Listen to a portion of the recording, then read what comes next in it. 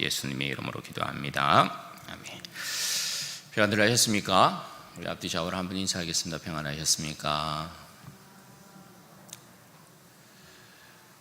우리 이 집사님이 돌파복음 이렇게 이야기했는데 이겨낼 줄로 믿습니다.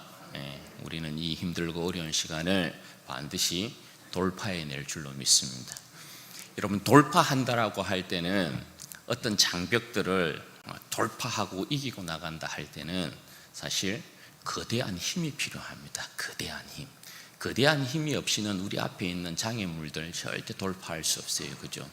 장애물을 능가하는 거대한 힘이 우리 가운데 있을 때만 돌파가 가능해요. 우리가 가진 여러분 힘이라는 건 뭡니까? 복음의 힘이라는 건 뭡니까? 복음의 거대한 힘이라는 건 뭡니까? 죽음을 이긴 힘이잖아요. 복음은 그래서 모든 죽음의 권세를 뛰어넘어요. 그래서 돌파가 가능한 거죠. 힘들고 어려운 이 시간을 우리는 지나고 있지만 반드시 우리는 이겨낼 줄로 믿고, 우리가 가지고 있는 이 복음이라는 것이 그만큼 거대하고 엄청난 힘을 가지고 있다는 거 여러분 기억하시고, 그 힘의 원천 여러분 어디입니까? 그 힘을 공급받는 방법은 무엇입니까? 여러분 다 알고 계시죠? 그 힘의 원천은 우리 주 예수 그리스도, 우리 예수 그리스도의 하나님 영광의 아버지께로부터 모든 힘은 우리에게 주어지는 것입니다. 그 힘을 받는 방법은 뭡니까? 말씀과 기도, 하나님 앞에 예배자로 서는 것, 기본적인 경건생활을 하지 아니하고 말씀과 기도 외에 우리가 하나님으로부터 죽음을 이기는 거대한 복음의 힘과 영광, 이 파워를 가진다는 건 불가능하다. 여러분, 기도하는 데 힘써야 됩니다. 말씀 보시는 데 힘써야 됩니다. 예배 드리는 데 여러분 힘써야 합니다. 그래야만 넉넉하게 이길 수 있는 것입니다. 항상 우리에게 하나님께서 주시는 넉넉한 힘, 그것이 우리 성도들 가운데 충만하기를 주님의 이름으로 축원드립니다. 여러분, 저희 가족이 자주 이렇게 이제 보는 예능 프로가 하나 있습니다. 그게 뭐냐면 런닝맨이에요. 런닝맨 참 재미있게 보는데요. 거기에 보면 유독 단독 샷을 좋아하는 사람이 하나 있어요. 그 사람이 지석진이라는 사람이거든요. 자기에게 모든 카메라가 집중이 되고 자기에게 뭔가 풀샷이 들어온다거나 단독 샷이 들어오면 굉장히 좋아합니다. 다른 멤버들이 다 있어도 자기 한 사람만 이렇게 다 집중해 주는 거 굉장히 좋아하는 것 봐요. 인간의 재성이라는 것이 이런 부분을 담고 있지 아니한가 하는 생각을 하게 돼요. 여러분, 모든 인간들은 자기에게 모든 영광이 집중되는 것을 굉장히 좋아합니다. 모든 스포트라이트가 자신에게 비추는 거 굉장히 좋아하는 거죠. 왜 그러냐 하면 인간의 타락이라는 건 결국 여러분 뭘 이야기하는 것입니까? 하나님의 자리에 앉고 싶어 하는, 그것이 인간의 타락을 불러온 원천이지 않아요. 그러니까 모든 인간들은 하나님의 자리에 앉고 싶어 하기 때문에 다른 사람들보다 높이 올라가려고 하고 다른 사람들보다 뭔가 자신의 잘남을 뽐내고 싶어 하는 그러한 마음들이 그 밑바닥에 이렇게 깔려 있다라고 할 수 있어요. 그래서 모든 사람들보다는 자기가 뭔가 차별되어진, 그리고 뭔가 그 차별 가운데서 우월한 그러한 이제 취급을 받는 것, 그래서 그 영광을 받는 것, 그것을 굉장히 좋아한다라는 거죠. 개인이든 집단이든 다 이러한 성격들이 강하게 기저에 깔려 있는 것을 우리가 보게 돼요. 그래서 뭐 부자는 부자들대로, 있는 자는 있는 자들대로, 뭐 권력을 가진 사람들은 권력을 가진 사람대로 다 어떻게 해요? 끼리끼리 모여서 자신의 우월감들, 그런 것들 뽐내는 것입니다. 뭐 국가도 마찬가지고 다 뭐 자기 나라의 뭐 우월한 민족적인 정신, 뭐 문화, 이런 것들을 굉장히 이제 자랑하는 거죠. 여러분, 지금 뭐 일본에서 도쿄 올림픽이 이렇게 열리고 있는데, 올림픽이 인류의 화합을 위하여서 시작된 거지만 지금의 올림픽들을 보면 인류의 화합이 이루어지는 장이 펼쳐지는 것 아니라는 거 여러분 보고 계시죠? 그러니까 인류가 하나 되는 이런 역사들은 이런 스포츠나 정치하는 사람들이 그런 거 시선을 돌리기 위해서 고안해낸 것이지, 인류가 스포츠로 하나 되고 이런 일 없습니다. 오히려 반목, 갈등, 대립 이런 것들 일어나게 되는 것을 우리가 너무나 쉽게 볼 수 있고요. 거기에 페어 플레이 이런 정신이라는 것 찾아보기 사실 힘들죠. 인간은 항상 잘남들을 그렇게 뽐내고 싶어 하기 때문에 그런 현상들 그냥 자연스러운 것이라고 할 수 있는 것입니다. 여러분, 오늘 이와 같은 말씀을 좀 나눌 텐데요. 하나님께서 인간을 지으실 때에는 하나님께서 사람을 지으신 순수한 목적이 있어요. 하나님께서 자신의 형상과 모양대로 아담을 만드시고, 아담의 갈빗대로 하와를 만드시고, 그래서 인류가 한 혈통 가운데 쭉 생산이 되게 만들어 놓으셨죠. 여러분, 죄가 들어오지 않았으면 인류는 아담과 하와 아래서 모든 인류가 한 혈통으로서 서로를 사랑하고 서로를 기뻐하고 하나님을 섬기는 아름다운 모습을 갖추었을 것이에요. 사람 위에 사람이 서게 되어지는, 사람을 차별하는 그런 일은 일어나지 않았을 것입니다.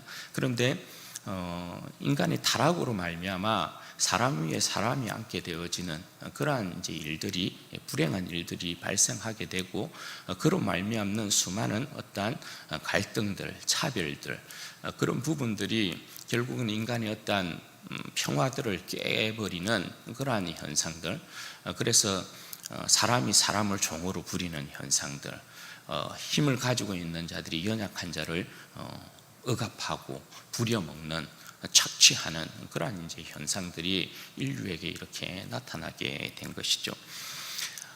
여러분, 우리가 지난 시간에 주님께서 불의한 이 청지기에 대한 비유를 통해서 빛의 아들들인 제자들이 하나님의 나라를 어떻게 예비해야 되는가에 대한 그런 부분에 대해서 말씀하셨던 것을 우리가 보았습니다. 이 세대의 아들들은 이 썩어질 세상임에도 불구하고 영원한 하나님 나라에 대한 소망이 없는 자들임에도 불구하고 자신들의 미래를 준비하는 일에 있어서는 굉장히 지혜로웠던 것을 우리가 보았죠. 그러나 진짜 하나님의 영원한 나라를 소유하고 있고 영원한 미래를 준비하는 빛의 아들들은 이 세대의 사람들보다 그 미래를 준비하는 일에 있어서는 굉장히 지혜롭지 못하다라는 그런 주님의 말씀을 들었어요. 따라서 여러분, 주님께서 너희가 진짜 하나님의 나라를 예비하고 너희가 진짜 영원한 미래를 준비하는 자들로서 너희가 이 세상을 어떻게 지혜롭게 살아야 되느냐, 거기에 대한 부분으로 여러분 어떻게 말씀하셨어요? 작은 일에 충성해야 된다, 그렇게 말씀을 하셨어요. 지극히 작은 일에 충성된 자는 큰 것에도 충성된다, 그렇게 말씀을 하셨고, 그런 자에게 하나님께서 참된 것, 곧 하나님 나라의 영원한 기업을 그에게 주실 것이다, 그렇게 말씀하셨죠. 그런데 여러분, 지극히 작은 일이라는 것은 어떤 일이었어요? 누가복음에서는 연약하고 나약한 자를 돌아보는 일이었어요. 그죠? 병든 자들, 전원 자들, 몸이 불편한 자들, 맹인들, 그런 사람들을 돌보는 것이 지극히 작은 일에 해당되는 일이었어요. 뿐만 아니라 지극히 작은 일은 여러분 어떤 일이었습니까? 그 누구도 알아주지 않는 일이었어요. 그죠? 그 누구도 관심 가지지 않는 일들, 그런 일들에 대한 내용들이었습니다. 그러나 그 작은 일에 충성된 자는 하나님께서 그에게 큰 것을 맡기신다 말씀을 하셨고, 우리는 그런 의미에 있어서 하나님께서 우리에게 주신 어떤 재능이나 재산이나 우리의 생명이나 건강이나 할 것 없이 모든 것들이 하나님의 마치 불의한 재산을 가지고 있는 자들로서 하나님 앞에 우리의 이 모든 것을 드려서 그렇게 충성해야 될 것을 주님께서 말씀하셨던 것이죠. 그리고 그 말씀의 결론으로서 주님께서 어떻게 말씀하셨어요? 한 종이 두 주인을 겸하여 섬기지 못한다, 그렇게 말씀하셨어요.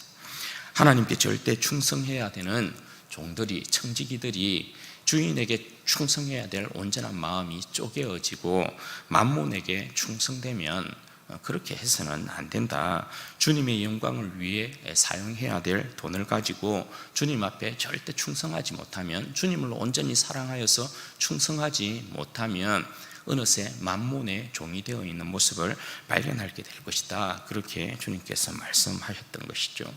주님께서 이와 같이 제자들에게 말씀을 하셨는데 그 자리에는 누가 함께 있었습니까? 그 자리에는 바리새인들이 함께 있었던 것이죠. 왜냐하면 이 교훈들은 15장부터 계속해서 이어지고 있는 내용이기 때문에 그래요. 15장의 내용에 보면 어떤 일이 있었습니까? 주님께서 모든 세리들과 죄인들을 영접하신 일이 있었어요. 그죠? 그리고 그들을 영접하셔서 함께 주님께서 음식을 나누는 식탁의 교제 가운데 그들을 초청하셔서 먹고 마셨던 것을 우리가 보게 되죠. 그런데 그 모습을 본 이 바리새인들 서기관들은 예수님이 하는 이 행동들이 너무나 꼴사랑한 거예요. 예수님께서 진상짓을 하고 있는 것 같고 절대 고운 눈으로 예수님을 바라보고 있지 않았던 것이죠. 그 내용이 이제 모습이 그대로 여기까지 지금 이루어지고 있는 것입니다. 여기서도 주님께서 제자들에게 말씀하고 계신 것이지만 바리새인들이 이제 그 내용을 듣고 있었던 것이죠.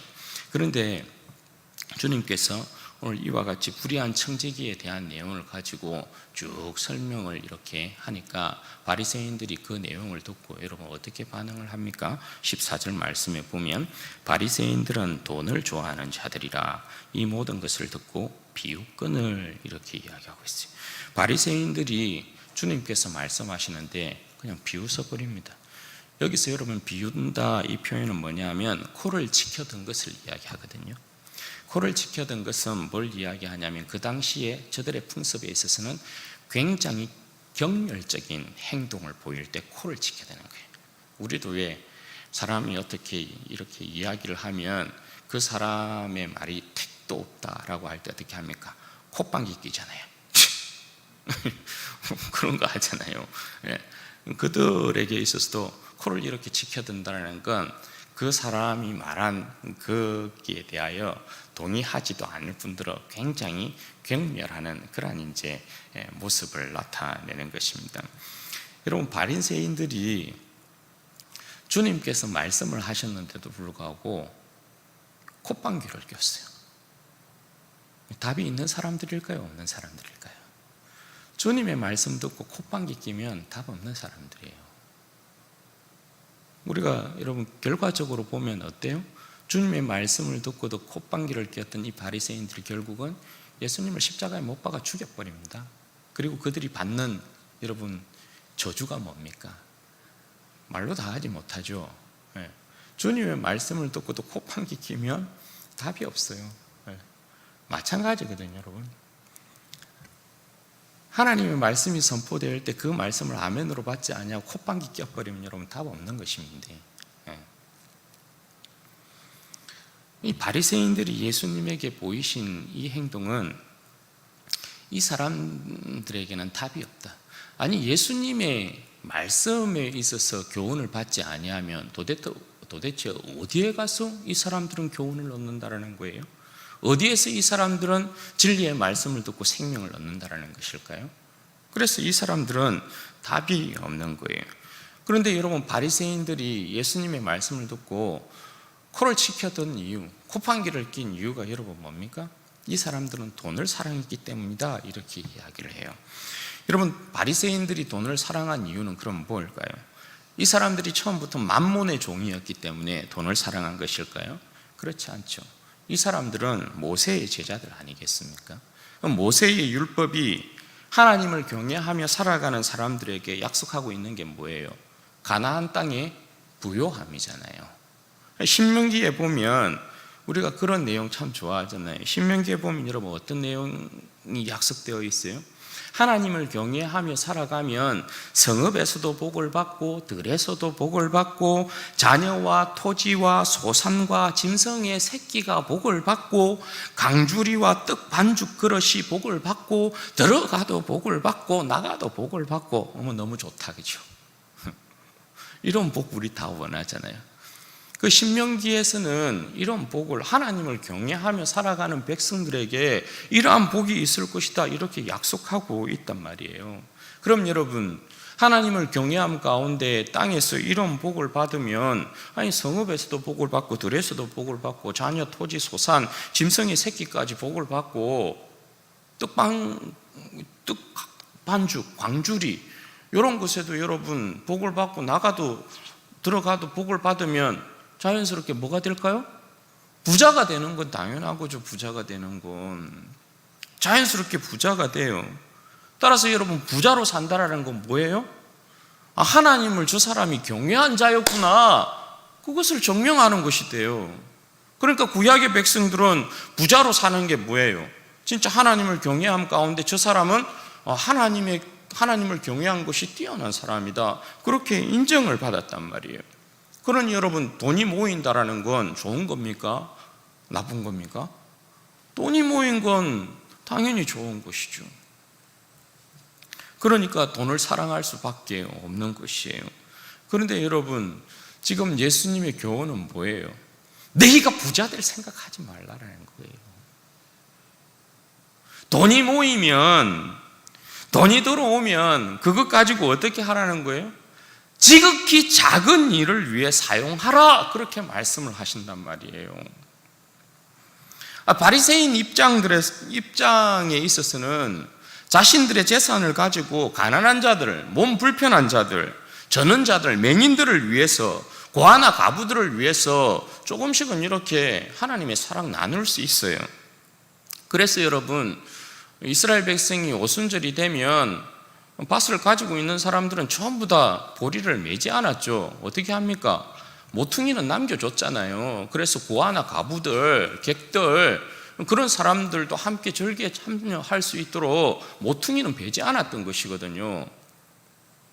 그건 율법이 명하고 있는 것이기 때문에 부자들도 다 그와 같이 했단 말입니다. 그러나 이들을 친구로 만들기 위해서 자신의 모든 재산들을 판다? 이건 말도 안 되는 이야기예요. 저들이 조상으로부터 받은 재산들, 부동산들, 특별히 여러분 율법에서 이야기하고 있는 지계석 같은 경우도 경계들 절대 옮기면 안 돼. 그건 율법이 하면 안 되라고 딱 금지하고 있는 내용이란 말이에요. 그러니까 예수님께서 불의한 청지기에 대한 내용을 가지고, 야, 너희들 지극히 작은 것에 충성되어야 돼, 너희들이 가지고 있는 것으로 지극히 작은 일에 충성되어야 돼, 이 말을 들은 바리새인들이 예수님을 비웃을 수밖에 없는 거죠. 웃기고 있네. 그러니까 이들은 뭐예요? 바리새인들은 모세의 주인으로 오신 예수님의 가르침을 전혀 받을 생각이 없어요. 예수님을 못 알아봐. 예수님을 여전히 모세의 제자이니까 예수님이 아무리 천국 백성의 교훈을 그들에게 던져도 절대 예수님을 인정을 안 하는 거예요. 따라서 예수님께서 이들에 대해서 어떻게 말씀하시느냐, 15절 말씀 보세요. 예수께서 이르시되 너희는 사람 앞에서 스스로 옳다 하는 자들이나 너희 마음을 하나님께서 아시나니 사람 중에 높임을 받는 그것은 하나님 앞에서 미움을 받는 것이니라. 여러분, 이 말씀은 주님께서 저들을 향해서 야, 시대가 완전히 이제 바뀌었다, 이것을 말씀하고 있는 거예요. 그런데 바리새인들은 그걸 몰라요. 왜요? 오늘 여기에 말씀해 보면 바리새인들은 어떤 사람이라는 거예요? 스스로 사람 앞에서 옳다라고 여기는 자들이라는 거예요. 왜요? 모세의 율법을 자기들이 해석을 하고 있으니까요. 자기들이 가지고 있는 율법과 그 해석이 틀리다라고 절대 생각하지 않는 사람들이 바리새인들이에요. 따라서 땅에서의 부자는 하나님 앞에서 당연히 복된 자인 거죠. 그리고 땅에서의 부자가 사람들에게서 높임을 받는 건 당연하다.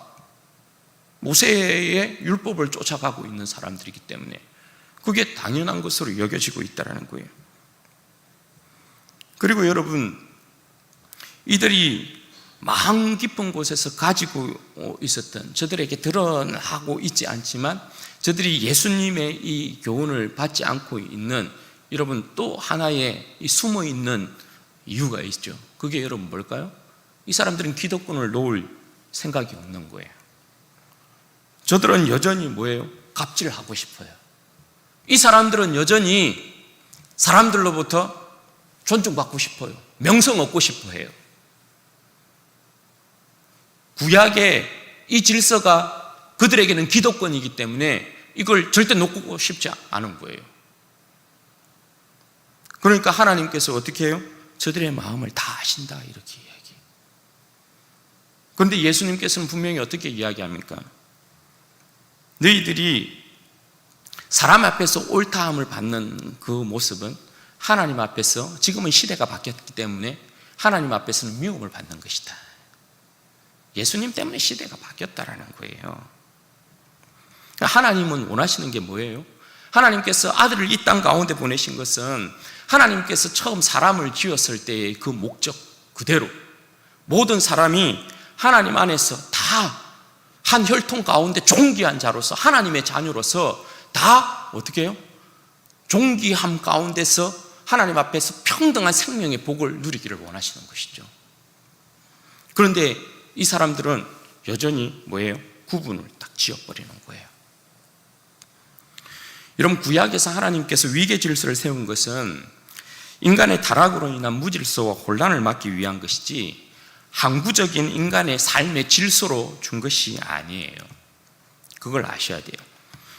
그래서 이제 예수님을 통해서 모두가 하나님의 존귀한 백성으로서의 복을 누리기를 원하시는 것이죠. 그럼에도 불구하고 이 바리새인들은 그럴 생각이 전혀 없는 거예요. 하나님께서 보내신 아들을 인정하지도 아니하고 예수님의 이 말씀을 받을 생각도 안 하는 것입니다. 그래서 하나님께서 저들의 교만을 알고 계신다 그렇게 말씀하고 계시는 거예요. 그런데 여러분, 이제 예수님께서 이 땅 가운데 오신 이상 시대가 바뀌었어요. 어떻게 여러분 바뀌었다고요? 사람 중에서 높임을 받는 그것은 하나님 앞에서 미움을 받는 것이다 그렇게 말씀을 하고 있어요. 이것은 여러분 예수님으로 말미암는 시대의 질서가 완전히 변혁되었다 이걸 이야기해요. 질서가 완전히 뒤집어진 것을 이야기해요. 여러분, 예수님 이전에는 땅에서의 부자를 하나님 앞에서 복받은 사람으로 인정했지 않습니까? 그런데 예수님 이후로 부자는 땅에서의 복받은 사람이 아니라 예수님의 가르침을 따르지 않는 탐욕의 사람으로 바뀌는 거예요. 따라서 여러분 16절 말씀에 주님께서 뭐라 말씀하시느냐? 율법과 선지자는 요한의 때까지요. 그 후로부터는 하나님 나라의 복음이 전파되어 사람마다 그리로 침입하느니라. 여러분 분명한 선을 긋고 계시잖아요. 율법과 선지자는 세례 요한의 때까지다 그렇게 말씀하세요. 세례 요한이 구약의 마지막 선지자 아니겠어요? 그 후로부터는 세례 요한 뒤에 오신 분이 여러분 누굽니까? 예수님이시잖아요. 그죠? 예수님 시대로부터는 하나님 나라의 새로운 복음이 전파된다 그렇게 말씀을 하고 있어요. 예수님으로 말미암아 하나님 나라의 새로운 복음이 전파된다 이 말씀은 뭐냐 하면 예수님으로 말미암는 새로운 시대가 펼쳐졌기 때문에 이제 예수님으로 말미암는 새로운 질서와 교훈이 너희에게 주어졌다 그걸 이야기하고 있는 것입니다. 따라서 예수님의 복음의 말씀 그 질서와 교훈을 따라가는 자들이 하나님의 나라를 차지한다. 하늘나라를 차지한다. 그렇게 말씀하시는 거죠. 이전의 질서와 제도는 더 이상 먹히는 시대가 아니라는 거예요. 그런데 여러분 예수님께서 가지고 오신 이 하나님의 나라라는 것이 도대체 어떤 모습으로서 만들어진 하나님의 나라냐, 그 특징적인 모습이 어떻게 나타나 있냐. 17절 말씀 보십시오. 그러나 율법의 한 획이 떨어짐보다 천지에 없어짐이 쉬우리라 이렇게 말씀하세요. 여러분 이 말씀인 즉 뭐냐 하면 예수님께서 가지고 오신 새로운 시대라는 것이 모세의 질서와 모세의 그 제도를 완전히 쓰레기 취급해서 버리고 있는 것이냐, 그것은 아니라는 거예요. 쓰레기 취급은 완전히 여러분 어떻게 해요? 그냥 구겨서 버려버리는 거잖아요. 그러나 예수님께서 가지고 오신 이 새로운 시대라는 것은 모세로부터 시작한 하나님의 나라를, 그러니까 땅에서 시작한 하나님의 나라를 하늘의 나라로 완성시키는 것이란 말입니다. 여러분 잘 들어보세요. 이게 복음과 율법의 차이이기 때문에 여러분 잘 듣고 이해를 하셔야 돼요. 여러분 이 말씀은 뭘 이야기하냐면 하나님의 나라의 기초는 누구로 세워졌다라는 거예요. 하나님 나라의 기초는 모세를 통하여서 세워졌다라는 거예요. 그러니까 하나님께서 그 나라를 시작할 때 모세를 통하여서 땅에다가 가나안 나라를 세우시는 거거든요. 그죠? 그래서 그 나라 백성을, 이스라엘 백성을 가나안 땅에 들여넣는 거예요. 그리고 그 나라에서 하나님의 백성으로서 지켜야 될 법을 주신 것이 여러분 뭐예요? 율법이라는 거예요. 그런데 여러분 이 나라의 모습은 어떻게 비유할 수 있냐 하면 모세를 통하여서 세워진 이 가나안 땅의 나라는 마치 무엇과 같으냐 하면 어린아이들이 사는 나라, 그 모습이라 할 수 있어요. 그러면 그들에게 주신 이 율법이라는 건 여러분 뭘 이야기해요? 어린아이들이 지킬 수 있는 수준의 법을 주신 것이 율법이에요. 이해가 되세요? 다시 한번 설명해 볼게요. 하나님께서 그의 나라를 시작할 때 모세를 통하여서 가나안 땅으로부터 시작해요. 가나안 땅을 하나님께서 예비하시고 이스라엘 백성을 그 가나안 땅으로 인도하셔요. 그리고 그 가나안 땅에서 너희는 하나님의 백성으로서 이렇게 살아라 라고 주신 법이 율법이에요. 그러면 이 가나안 땅의 나라는 무엇과 같으냐면 마치 하나님께서 어린 아이들을 하나님께서 마련하신 그 가나안 땅에다가 넣고 어린아이들이 지켜야 될 수준의 법을 주신 것이 율법이라는 거예요. 그러면 율법이라는 것을 어린아이들이 가지고 지킬 수 있을 만한 법을 주셨겠죠. 그렇게 하나님께서 너희는 하나님 나라의 백성이니까 이 율법 지키면서 살아야 돼, 그렇게 말씀하고 계신 것이에요. 그러니까 여러분 예를 들어서 구약에 있어서 간음하지 말라라는 이 명령이 주어지면 실질적으로는 여러분 어떻게 해야 간음이에요? 여자를 범해야만, 육체적으로 범해야만 간음이라는 죄가 성립이 돼요. 맞죠? 그래야 간음이란 말입니다. 그런데 여러분 예수님께서 완성하신 나라라는 것은 어떤 나라냐 하면 예수님께서 완성하는 나라는 이 땅의 나라를 하늘의 나라로 완성하는 거야. 이 하나님의 나라라는 것은, 하늘의 나라라는 것은 누구의 나라냐 하면 구약은 어린 아이들의 나라이지만 예수님께서 만드신 이 하나님의 나라는 성인들의 나라예요. 그래서 율법이 어떻게 적용이 되냐 하면 간음하지 말라라는 이 법이 어떻게 돼요? 마음에 음욕을 품는 자마다 간음한 것이다, 이렇게 주어져요.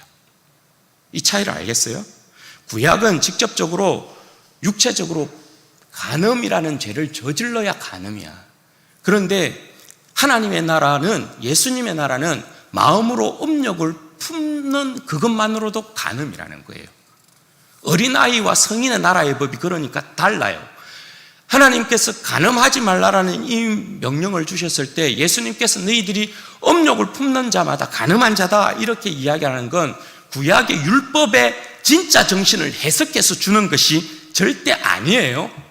성인이기 때문에 성인이 지킬 수 있는 새로운 나라의 법을 주고 계신 거예요. 이건 무엇과 같으냐 하면 여러분 보세요. 초등학생이 배우는 교과 과정이 있어요. 6년이죠, 6년. 그죠? 그런데 초등학생이 배우는 이 교과의 과정을 12년, 20년으로 늘린다고 해서 중학생의 이 교과 과정을 배울 수가 없어요. 왜? 수준이 초등학생이기 때문에. 그러면 중학생의 교과 과정은 어디에서 배우게 돼요? 초등학교를 졸업하고 중학생이 되어야만 중학생이 배우는 과정을 배울 수 있단 말이에요. 이해가 돼요? 초등학생의 수준을 벗어나지 못하면 구약은 간음하지 말라 이렇게 명령을 했으면 육체적으로 간음을 해야 그 법을 어기는 거야. 그런데 신약은 성인의 나라이기 때문에 성인이 지켜야 될 새로운 법을 주신 거야. 그게 뭐냐 하면 마음으로 음욕을 품어도 너는 간음한 거야. 왜요? 왜 이러한 법을 주셔요? 예수님으로 말미암아 새롭게 태어난 이 완성된 하나님의 나라는 성인들의 나라이기 때문에 그래요. 구약은 죄의 권세 아래 있어. 그래서 구약의 내용을 보면 여러분 전부 어떻게 되어 있어요? 전부 하나님께서 지성소의 휘장을 절대 열지 않아요. 어린아이의 수준에 맞게 너는 그냥 요 정도 수준으로만 지키면 살면 돼. 요거예요. 그런데 신약은 성인들의 나라야. 예수님께서 죄의 권세를 거두어 내셨어. 너희들은 이제 성인의 수준이야. 그러니까 너희들이 육체로 범죄하는 그것만이 간음이 아니고 너희는 마음으로 음욕을 품는 그 자체도 간음이 되는 거야. 너희는 성인의 수준답게 하나님 나라의 온전한 백성으로서 그 삶의 수준, 그 사람으로서, 그 백성으로서 하나님의 말씀을 지켜야 돼. 이렇게 말씀하고 계시단 말이에요. 그러니까 예수님께서 오늘 말씀에 율법의 한 획이 떨어짐보다 천지가 없어짐이 쉬우리라, 이 말씀은 뭐냐면 예수님께서 모세로부터 시작하신 하나님의 나라를 예수님을 통해서 완전한 하나님의 나라로 완성시켰다. 이걸 그렇게 이야기하는 거예요. 천지는 없어지지 않아요. 그러면 천지가 없어지는 것이 쉬우냐? 율법의 한 1.1획이 이렇게 떨어지는 것이 쉬우냐? 이렇게 이야기할 때 천지는 없어지는 게 아니거든요. 그럼 율법도 없어질 리가 없는 것인데, 율법 이것이 완전히 이루어진다. 율법도 이루어진다. 완성된다. 그 의미가 여러분 뭐라고요? 예수님께서 이 율법의 완성자로 오셨기 때문에 하나님의 나라로 그 하나님께서 땅에서부터 시작한 나라를 완성하셨기 때문에 이 말이 가능한 것이란 말이에요. 이해가 되시면, 이게 복음과 율법의 차이입니다. 이 차이를 여러분 아셔야 돼요. 어쨌든 우리는 여러분 예수 그리스도로 말미암는 하나님 나라의 자녀들, 성인의 수준에 있는 백성들이라는 거예요.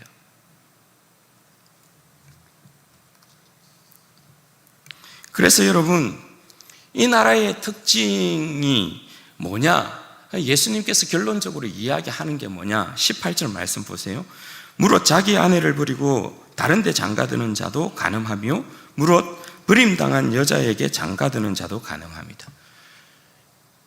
여러분 어때요? 이 말씀에 왜 뜬금없이 부부 이야기가 등장할까요? 굉장히 이상하죠. 저는 처음에 이 말씀을 읽는데 도대체 왜 여기에서 부부 관계에 대한 이야기가 나오지? 굉장히 뜬금없더라고요. 그런데 여러분, 부부 이야기가 전하는 핵심적인 메시지가 여러분 뭡니까? 부부 이야기는 핵심적인 메시지가 한 몸을 이루는 것에 있어요. 한 몸. 부부는 일심동체다, 이렇게 이야기하죠. 부부는 한 몸이에요. 한 몸이 중심된 부부 이야기의 메시지예요. 부부 관계에 있어서의 간음은 뭘 이야기하냐면 유일하게 이 한 몸 된 관계를 깨는 것을 간음이라고 이야기해요. 간음은 그러니까 부부가 한 몸 이룬 생명의 연합 관계를 깨는 유일한 것이라고 할 수 있는 거죠. 그럼 여러분, 이 부부 관계라는 것을 하나님께서 허락하신 이유는 뭐예요? 결혼이라는 제도는 하나님과 그 백성이 한 몸을 이루고 있다는 것을 부부의 결혼 제도라는 질서 가운데 새긴 것이거든요. 왜 사람들이 결혼을 하느냐? 결혼을 하는 이유는 서로 사랑하기 때문에 결혼한다. 이건 전부 다 하나님 앞에서 간음이에요. 왜 부부가 결혼을 하느냐? 부부의 이 한 몸됨의 이 관계를 통해서 확인해야 되는 게 뭐예요? 우리가 한 몸인 것처럼 하나님과 사람이 하나다, 한 생명의 연합 관계에 있다. 이것을 인간의 이 부부라는 이 질서 가운데 새긴 것이란 말입니다. 이해가 되세요? 부부라는 질서는 항상 그걸 이야기해요. 그러면 간음은 여러분 뭡니까? 간음은 남편이든지 아내이든지 간에 자신의 몸과 마음을 내 남편, 내 아내가 아닌 다른 사람에게 준 거잖아요. 그건 부부의 질서를 깨는 거예요. 한 몸됨을 깨는 거예요. 그건 뭘 이야기하냐면 하나님 앞에서 우리가 우상 숭배하는 것과 똑같은 거라는 거예요. 하나님과의 온전한 생명의 관계, 연합 관계를 깨는 유일한 게 여러분 뭐예요? 우상 숭배예요. 우상 숭배. 그럼 여기서 왜 예수님께서 오늘 이 말씀을 하고 있느냐? 여러분, 하나님과 그 백성은 하나다. 부부 관계가 한 몸, 한 생명의 관계를 이루고 있는 것처럼 하나님과 그 백성은 한 몸이다. 그러면 여기서 예수님께서 바리새인들에게 지금 이야기하고 있는 이유가 뭡니까? 돈을 사랑하는 바리새인들은 예수님의 교훈을 비웃고 있어요. 웃기시고 있네. 야, 여전히 하나님께서 세우신 질서는 모세의 제도야. 부자가 있어야 되고 강한 자가 있어야 되고 힘센 자가 있어야 되고 갑질하는 자가 있는 거야. 세리는 그냥 죄인이고 죄인은 영원히 부정한 자이고 절대 하나됨 이룰 수 없어. 바리새인들은 이렇게 생각하고 있는 거거든요. 그런데 하나님께서는 예수님을 통해서 말씀하는 게 뭐예요? 야, 웃기는 소리 하지 마. 예수 그리스도를 통해서 새로운 시대, 새로운 질서가 왔어. 그게 뭐라는 거예요? 이제는 부자고 가난한 자고 죄인이고 어려운 자고 할 것 없이 예수 그리스도 안에서 전부 뭐라는 거예요? 존귀한 하나님의 백성이야. 너희들 가운데 사람을 차별하고 구별하고 이런 거 있을 수 없어. 예수님께서 지금 말씀하고 있는 건 그거예요. 너희들이 돈을 사랑해서 모세의 질서 가운데 여전히 이 질서가 유효하다고 생각하지만 아니, 하나님께서 아들을 보내셔서 모든 세리들과 죄인들을 부르셨어요. 영접했어. 그들과 음식을 함께 먹고 마셔요. 친밀한 친교를 나눈단 말입니다. 아니, 하나님께서 받으신 사람들을, 예수님께서 용서한 자들을 너희들이 뭐라고? 잘난 너희들이 뭐라고? 사람을 다시금 구분을 해? 차별을 해? 그런 일 있으면 안 된다는 거예요. 너희들이 갑질하는 시대는 끝났어. 그거 이야기하는 거예요. 다 예수 그리스도 안에서 존귀한 하나님의 백성이라는 거예요. 제가 여러분 율법과 복음을 설명했던 이유도 이거예요. 구약 시대는 이런 게 가능했어요. 그러니까 여러분, 부모님의 마음은 자녀면 다 존귀한 자녀잖아. 큰아들 잘 살아요. 제가 이 비유 자주 하죠. 큰아들 잘 살아.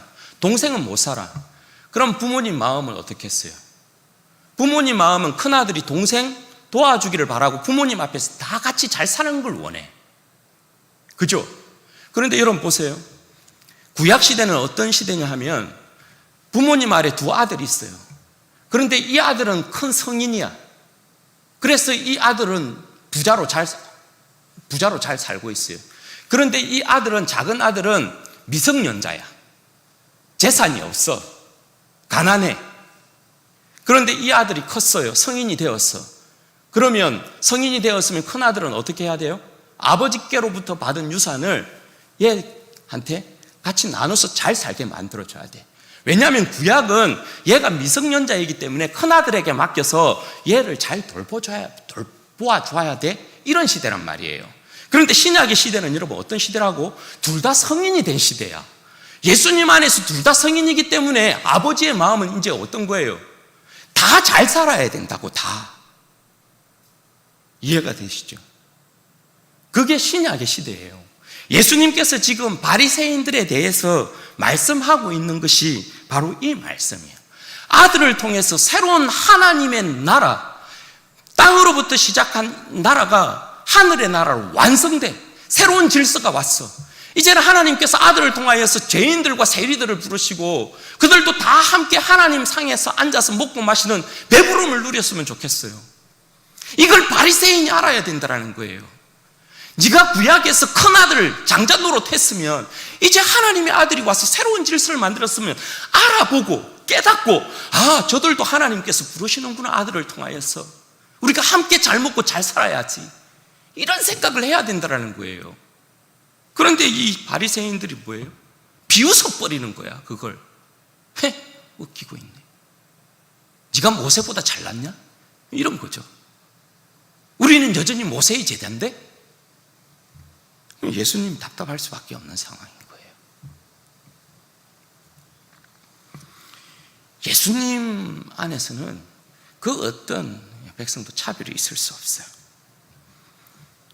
누구는 장자이기 때문에 두 몫을 받고, 누구는 차자이기 때문에 한 몫을 받고, 누구는 이방인이기 때문에 하나님을 아버지라 부르지 못하고, 누구는 유대인이기 때문에 하나님을 아버지라 부르고, 누구는 죄인이기 때문에 부정한 자고, 그래서 집 밖에 있어야 되고, 누구는 세리이기 때문에 하나님의 성전에 들어오지 못하고, 이런 일이 여러분 있을 수 없어요.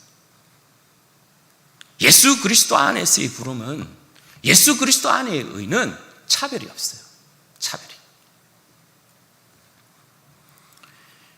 예수 그리스도 안에서의 의는 하나님께서 이제 누구에게나 똑같이 내가 너희에게 아버지 노릇 해주겠다 이거예요. 누구에게나 예수님께서 내가 너희의 구주가 되겠다는 거예요. 누구에게나 성령님께서 내가 너희에게 진리의 빛을 비추어서 인도하겠다는 거예요. 차별이 있을 수 없다는 거죠. 주님 안에 거하는 백성의 하나됨은 부부의 하나됨을 깰 수 없는 것처럼 그렇게 깰 수 없다. 그것을 깨면, 너희 안에 차별을 두면 그건 간음이다. 간음은 하는 것과 진비 없다. 그렇게 말씀하시는 겁니다. 사랑하는 여러분, 세상을 사랑하고 우리의 마음 가운데 세상에 대한 욕심을 가지고 세상의 방식과 질서대로 살아가려는 욕망에 사로잡히게 되면 우리도 똑같이 여러분 바리새인처럼 주님 앞에 교만 떨게 되는 것입니다. 이 바리새인들처럼 세상의 여러분 질서와 방식, 세상을 사랑하는 방법은 뭡니까? 자기가 가진 것으로 뽐내는 거예요. 자기가 가지고 있는 것으로 자랑하는 거예요. 자기가 잘났다고 으스대는 거예요. 다 똑같은 하나님의 자녀인데 자기만 잘 산다고 뽐내는 거예요. 난 너희들과 달라. 난 너희들과 달라. 하나님의 백성들이 교회 안에 모여가지고 자기들끼리만 나는 너희들과 달라. 뭔가 차별하고 말이죠. 뭔가 우월함을 내세고. 그건 전부 뭐라고요? 주님 앞에서 교만이라고요. 주의 백성이 하나됨을, 하나님과 그 백성의 온전한 하나됨을 깨는 행위들. 주님께서 가지고 오신 새로운 질서, 새로운 하나님의 나라는 서로를 돌아보는 거예요. 서로를 사랑하는 거예요. 한 몸을 깨려는 우리 안에서의 시도들 있죠. 시기하거나 질투하거나 미워하거나 비판하거나 정죄하거나 수근거리거나, 이건 여러분 전부 다 뭡니까? 돈을 좋아해서 주님의 가르침을 비웃어버린 바리새인의 모습과 똑같은 거예요. 주님 안에서의 형제 자매라는 건 모두가 뭡니까? 사랑의 대상이고 모두가 돌봄의 대상일 뿐이에요. 우리에게는 그 누구에게도 어떤 형제에 대해서 정죄하거나 비판하거나 판단하거나 그렇게 할 자격이 없어요. 주님은 우리에게 계속해서 말씀하세요. 너희들이 가진 것으로 형제를 돌아보라. 너희들이 가진 것으로 지극히 작은 일에 힘쓰라. 너희들이 가진 것으로 서로를 돌봄으로 하나 되어라. 스스로 차별하지 마십시오. 스스로를 여러분 무리 가운데서, 공동체 가운데서 구별하려고 하지 마세요. 사도행전 4장에 보면 요셉이라고 하는, 레위족 가운데 요셉이라 하는 사람이 있어요. 그 사람의 이름을 사도들이 어떻게 고쳐 부르냐 하면 바나바라고 불러요. 바나바라는 이름의 뜻은 위로의 아들이라는 뜻이에요. 이 사람이 여러분 왜 바나바라는 이름을 얻었을까요? 요셉이라는 이 바나바라는 사람이 초대교회에 한 일이 여러분 뭡니까? 자기의 밭을 팔아서 재산 전부를 사도들 앞에 내어놨어요. 이게 여러분 뭐예요? 구약시대면 재산 처분 이거 안 돼. 조상에게서 받은 기업을 처분한다는 게 안 돼요. 아시겠어요? 사랑을 해도 재산을 팔아서 형제 자매를 돌보고 하는, 이게 율법으로 금지되어 있는 것이라니까요. 그런데 예수님을 이 바나바가 믿고 예수님을 구주로 영접하고 하나님 나라의 복음을 받아들이고 한 일이 뭐라고요? 재산을 처분해 버렸다고요. 밭을 팔아서 그 모든 재산을 사도 앞에 내놨어요. 하나님 앞에 내놨어요. 그래서 초대교회에 여러분 이루어진 게 뭐예요? 가난한 자들이 없었다라는 거예요. 공동체 안에. 이게 뭡니까? 주님 안에서 주님께서 인간들을 예수 그리스도 안에서 모두가 존귀한 백성으로 그 생명들을 평균케 한 역사가 초대교회에 그렇게 나타나고 있는 거죠. 이게 교회의 모습이에요. 그러니까 여러분, 우리는 하나님 나라의 복음을 받아들인 자라고, 그죠? 우리 모두가 하나님의 존귀한 백성이고, 우리는 또 모두 하나님의 존귀한 백성이면서 모두가 주님의 몸으로 부르심을 받고 있는 사람들이잖아요. 그러면 나의 지극히 작은 성님을 통하여서 나타나야 될 게 뭐예요? 교회의 영광이겠죠. 제가 말씀드렸죠. 우리는 하나님의 백성들은 절대 개인의 이름을 드러내지 않습니다. 몸으로서의 봉사이고 몸으로서의 충성이에요. 예수님의 몸으로서의 충성. 나의 작은 섬김이 교회의 풍성함이 돼. 나의 작은 섬김이 교회의 영광이 돼. 그 아름다운 모습이 우리 가운데 있어야 돼. 여기에서 여러분, 제가 여러분들에게 하나 당부드리고 싶은 거예요. 우리 성도들이 참 잘합니다. 선교하고 구제하는 일들에 대한 부분. 그럼 제가 여러분들에게 하나 이렇게 말씀드리고 싶어요. 여러분들이 교회에서 교회 밖으로 이렇게 이제 누구를 뭐 돕는다든지 선교를 우리가 한다든지 할 때에는 반드시 여러분 어떻게 해야 돼요? 여러분들이 이게 기본입니다. 어느 회든지 기관이든지 여러분 개인으로든지 하나님 앞에 목적 헌금을 드리면 돼요. 그러면 여러분 하나님께서 그것을 받으시겠죠. 하나님의 기쁨과 영광일 것이에요. 그러면 그것을 가지고 여러분들이 목적을 헌금을 드린 것이니까 교회는 어떻게 해요? 교회의 이름으로 또 누구를 돕겠죠. 그러면 이게 뭐가 돼요? 교회의 영광이 되겠죠. 내가 하나님 앞에 목적 헌금을 드리고 여러분의 어떤 기관이나 여러분들의 어떤 회나 목적 헌금을 드려서 하나님께 영광이 되고 여러분들이 드린 목적 헌금을 교회 이름으로 돕게 되면 교회의 영광이 되고, 여러분 아시겠어요? 이게 기본이에요. 물론 여러분들이 사사로운 어떤 관계 가운데서 개인적으로 주님의 이름으로 돕는 일들이 있을 거예요. 우리 교회 안쪽으로 일어나는 어떤 내가 좀 우리 성도들에게 이렇게 조금 섬겼으면 좋겠다 하는 부분에 있어서 이번에도 우리 중고등부 여름 수련회 할 때 우리 많은 분들이 이렇게 협력해 주시고 물질 사용해 주셨잖아요. 그런 부분들은 얼마든지 그죠? 우리 안쪽에서 이루어지는 우리 안에서 교회의 영광인 것이니까 괜찮죠. 물론 그것도 목적 헌금을 들여서 하나님 앞에 영광이 되고 교회에 또 풍성함을 나타내는 것이니까 그것도 더 영광스러운 것이겠죠. 우리의 기본적인 여러분 모습이 그렇게 되면 잘하는 일에 있어서 더 잘하는 모습이 되는 거예요. 내가 하나님 앞에 드려서 하나님께서 나를 기뻐하시는 거고 교회의 이름으로 또 내가 드린 것이 영광이 되고 이렇게 하면 더 좋은 모습이 돼요. 그렇게 하셔야 되는 거예요. 그렇게 하시자고요. 물론 개인적으로 여러분들이 사사로이 어느 분을 주의 이름으로 했으면 좋겠다에 대한 부분, 여러분들이 사사로이 할 부분들은 얼마든지 그렇게 하십시오. 저도 그렇게 하는 부분이 있어요. 교회에 이렇게 내어서 하지 못하는 어떤 특수한 상황들이 있거든요. 그런 부분들은 여러분들이 주님의 이름으로 얼마든지 잘했대요.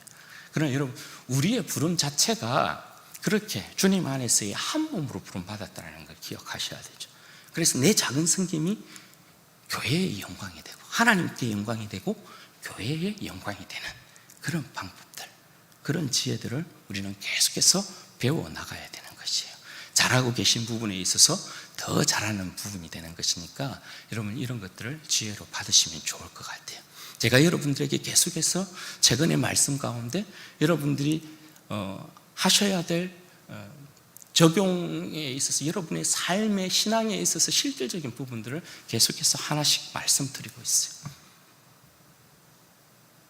사람의 말로 여러분 받지 아니하고 성령께서 들리시는 주님의 음성이로 여러분 받으시면, 제가 여러분 거짓된 잘못된 가르침을 드리는 것이 아니기 때문에 아멘으로 받으시면 결단코 여러분 가운데 손해나는 일은 없을 것이고 주님께서 더욱더 기뻐하시는 여러분들의 모습이 될 것이고 우리의 모습이 될 줄로 믿습니다.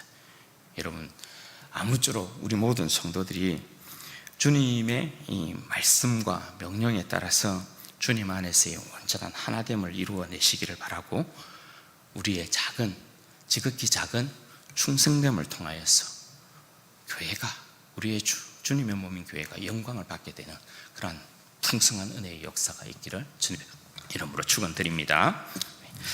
같이 한번 기도하도록 하겠습니다. 여러분, 이 시간에 기도할 때 그렇게 기도하십시다. 여러분, 우리 안에 차별이나 구별 있을 수 없어요. 우리는 다 같이 예수 그리스도 안에서 존귀한 백성입니다. 한 몸으로서의 부름을 받고 있는 백성들이죠. 서로를 생각하고 바라볼 때 사랑의 대상으로, 돌봄의 대상으로 하나님, 내가 더욱더 낮아짐 가운데 주님께서 우리 가운데 이루시고자 하는 한 몸됨을 힘써 지켜내는 인생 되게 해주십시오. 내 작은 섬김이 교회의 영광이 될 수 있도록 하나님 도우시고 주님의 기쁨이 될 수 있도록 우리 하나님 은혜를 주시옵소서. 나의 믿음이 더욱더 주님 닮아가기를 원하고 주님의 진리의 말씀 가운데 굳건히 서는 자 되기를 원합니다. 우리 다 같이 한번 기도하십시다.